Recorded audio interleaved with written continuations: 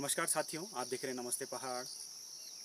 अभी हाल फिलहाल एक ऑर्डर सुप्रीम कोर्ट के द्वारा आता है और जिसमें बताया गया है कि जो सरकारें हैं वो जो अतिवृष्टि उत्तराखंड के अंदर हो रही है या हिमाचल में हो रही है उसकी रिपोर्ट वो उन्हें सौंपें। अब आप इसी से अंदाज़ा लगा सकते हैं कि ये कितनी गंभीर समस्या है और ये कितना बड़ा मुद्दा है। हमने भी कोशिश की थी कि हम आपको जहाँ जहाँ जा सकें ग्राउंड रिपोर्ट पर हम आपको दिखाएं कि वहाँ पर किस प्रकार से आपदाएँ आई हैं और किस प्रकार से वहाँ पर जो स्थानीय लोग हैं वो अब रह रहे हैं।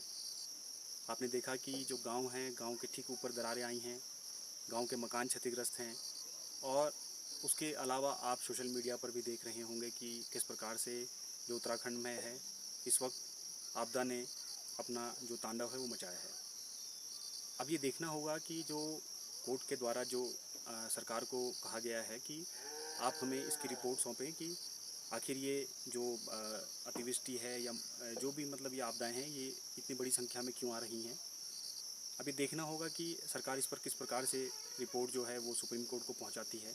लेकिन इसमें जो एक गंभीर मुद्दा है, जो सोचने वाली बात है कि ये सिर्फ सरकारों तक सीमित नहीं है। इसमें जो आम जनता है उन्हें भी सोचना होगा कि आखिर हम पर्यावरण को किस तरीके से बचाने की कोशिश करें ताकि जो हमारी अगली पीढ़ी है वो भी जो यहाँ पर है अच्छे से रह सके और वो भी पर्यावरण के प्रति अपने समर्पित भाव से काम करे।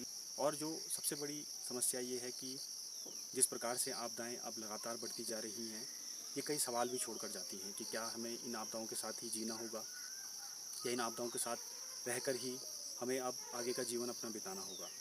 इस वर्ष हमने देखा कि आपदाएं इतनी भारी मात्रा में आई हैं कि लोगों को संभलने तक मौका नहीं मिल पाया है। हमने स्थानीय लोगों से भी बात की और उन्होंने ये भी बताया था कि किस प्रकार से ये उनके पूरे जीवन काल में, पूरे जीवन चक्र में उन्होंने ऐसी आपदा नहीं देखी थी जिस प्रकार से उन्होंने इस वर्ष आपदाएं देखी हैं। हमने 100 साल के जो बुजुर्ग महिला थी उनसे भी बात की, उन्होंने भी बताया कि हमने आज तक अपने पूरे जीवन में ऐसी आपदा नहीं देखी है।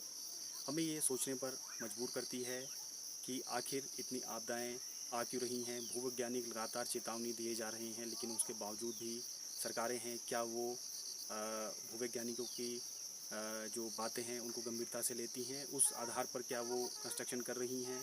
और जो ये डेवलपमेंट लगातार बढ़ता जा रहा है, लगातार हो रहा है, क्या ये हमारे लिए ठीक है या नहीं।